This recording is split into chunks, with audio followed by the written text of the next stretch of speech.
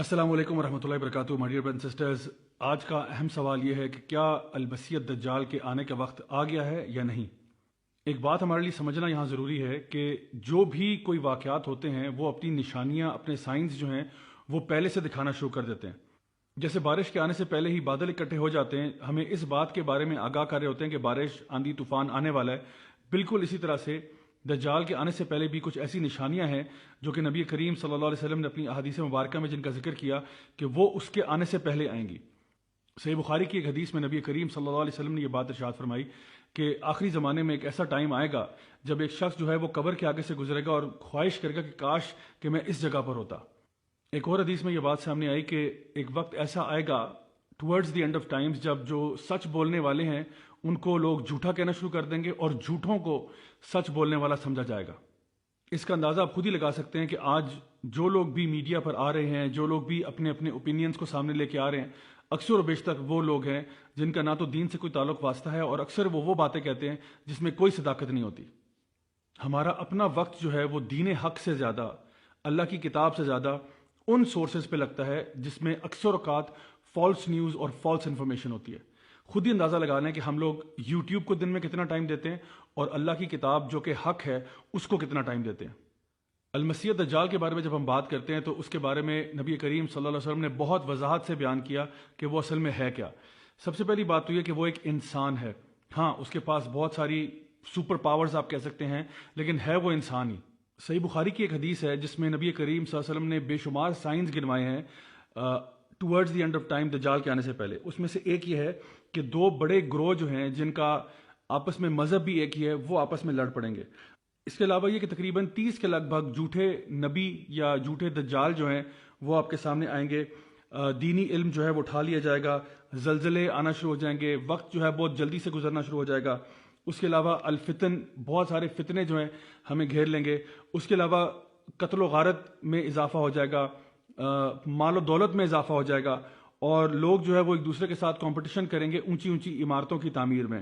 ایک اور روایت جو ہمارے پاس ابن ماجہ سے آتی ہے، وہاں پہ نبی کریم صلی اللہ علیہ وسلم نے یہ بات ارشاد فرمائی کہ دجال کے آنے سے پہلے کچھ ایسی مشکلیں اور مصیبتیں لوگوں پر آئیں گی جس کے بارے میں ہمیں آئیڈیا ہو جائے گا کہ دجال آنے والا ہے.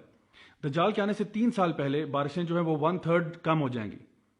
اس کے دوسرے سال میں 2/3 بارشیں کم ہو جائیں گی اور دجال کے آنے سے 1 سال پہلے بارشیں مکمل طور پر ختم ہو جائیں گی، حتیٰ کہ جانور بھی مرنا شروع ہو جائیں گے اور خوراک بھی نہیں رہے گی. تو صحابہ نے پوچھا کہ یا رسول اللہ پھر اس ٹائم پہ ہم کیا کھائے پیئیں گے؟ جس سال میں کھانا ہی نہیں ہوگا اس سال میں ہم کیا خوراک کھائیں گے؟ تو آپ نے فرمایا کہ تمہاری خوراک کیا ہوگی؟ لا الہ الا اللہ، اللہ اکبر، الحمدللہ، یہی تمہاری خوراک ہوگی اور اسی پر تم گزارا کر لو گے. مغیرہ بن شعبہ رضی اللہ عنہ کہتے ہیں کہ میں نے جتنا نبی کریم صلی اللہ علیہ وسلم سے دجال کے بارے میں پوچھتا تھا اتنا کوئی بھی ان سے نہیں پوچھتا تھا. تو نبی کریم صلی اللہ علیہ وسلم نے ان سے پوچھا کہ تمہیں کیا چیز دجال کے بارے میں پریشان کرتی ہے؟ تو نے کہا کہ میں نے یہ سنا ہے کہ دجال جب آئے گا تو وہ اپنے ساتھ ایک روٹی کا پہاڑ لے کر آئے گا اور لوگوں کے پاس اور کچھ نہیں ہوگا. تو آپ نے فرمایا کہ جو کچھ بھی وہ کرے گا یاد رکھو کہ وہ اللہ تعالیٰ کی مرضی سے ہی کرے گا، اللہ کی اجازت سے کرے گا. یعنی کہ میں اس کو آسان الفاظ میں یوں بیان کروں گا کہ آپ یہ مت سمجھیں کہ اللہ سبحانہ تعالیٰ ایک طرف ہے اور دجال ایک طرف ہے. یعنی دجال جو ہے وہ اللہ کی مخلوق ہے، کوئی اللہ کے خلاف کوئی اپوزنگ پاور اس طرح سے نہیں ہے کہ ہم اس کو اپنا اتنا سر پہ چڑھا لیں کہ سمجھے بس دجال آ گیا تو کیا ہو گیا. یعنی وہ ایک اللہ کی طرف سے آزمائش ہوگی ہم سب کے لیے، ایک بہت بڑا ٹیسٹ ہوگا، ایک بہت بڑا فتنہ ہوگا. لیکن کبھی بھی انسان کو یہ نہیں سوچنا چاہیے کہ پاور ساری اس کے ہاتھ میں نہیں. اللہ سبحانہ تعالیٰ جو ہے القوی ہے، اللہ تعالیٰ جو ہے وہ ہر چیز پر قادر ہے. تو جس طرح سے اللہ تعالیٰ نے شیطان کو بھی لوگوں کے ٹیسٹ کے لیے بھیجا، بالکل اسی طرح سے المسیح دجال جو ہے وہ بھی ایک آزمائش ہے، ایک امتحان ہے بلیورز کے لیے.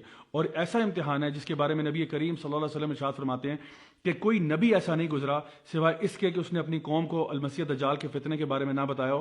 اور آپ صلی اللہ علیہ وسلم نے یہ بات ارشاد فرمائی کہ کوئی فتنہ اتنا بڑا نہیں ہے آدم علیہ السلام سے لے کر قیامت کے دن تک جو کہ المسیح دجال کے فتنے سے زیادہ بڑا ہو.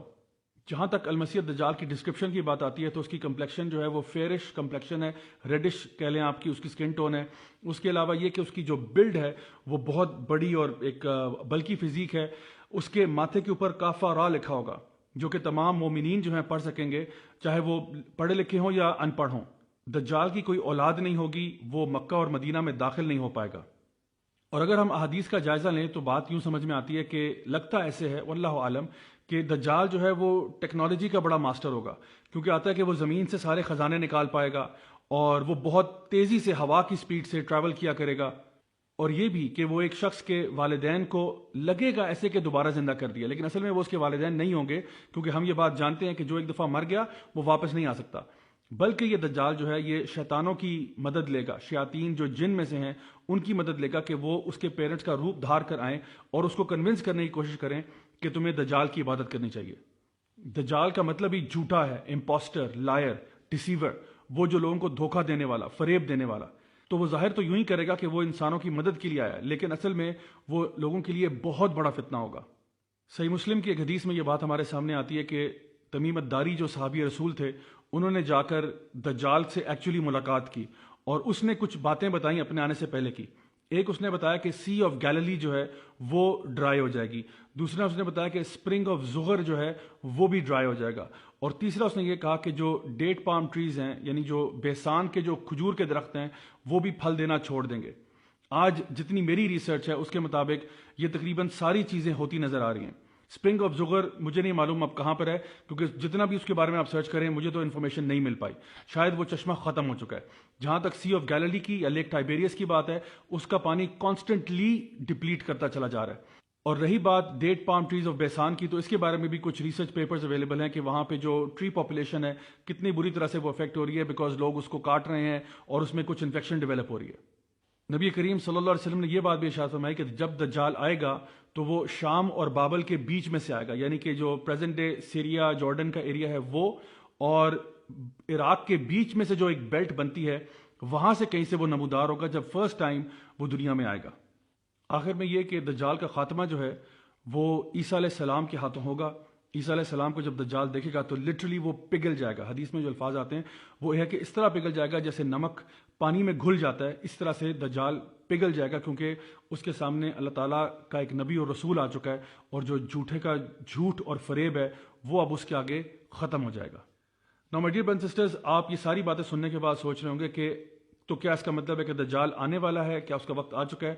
اصل جواب یہ ہے واللہ عالم، اللہ بہتر جانتا ہے۔ لیکن کوئی شخص بھی، چاہے وہ اسرائیل کا ہیلتھ منسٹر ہو یا کوئی اور شخص ہو، وہ حتمی طور پر کبھی بھی نہیں کہہ سکتا کہ جی 3 مہینے بعد یا 4 مہینے بعد یا 5 مہینے بعد دجال آنے والا ہے۔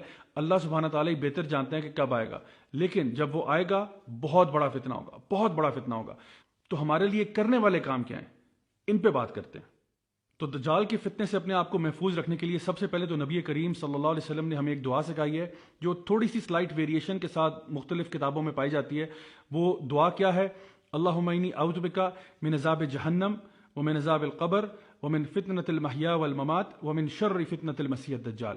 اس دعا میں ہم اللہ سبحانہ تعالیٰ سے دعا کر رہے ہیں کہ یا اللہ ہم تیری پناہ میں آتے ہیں جہنم کے عذاب سے، قبر کے عذاب سے، زندگی اور موت کے فتنے سے، اور مسیح الدجال کے فتنے سے۔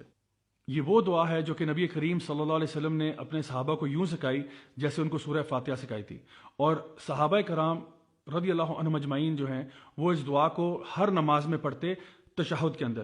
تو میری آپ سے آج کی پہلی جو گزارش ہوگی وہ یہ ہوگی کہ یہ دعا یاد کر لیں، اس دعا کو ہر نماز میں تشہد میں پڑھیں، چاہے وہ آپ کی نفل نماز ہو، سنتے ہوں، کچھ بھی ہو، یہ دعا آپ نے تشہد میں ضرور پڑھنی ہے۔ تو یہ تو ہی پہلی ٹپ۔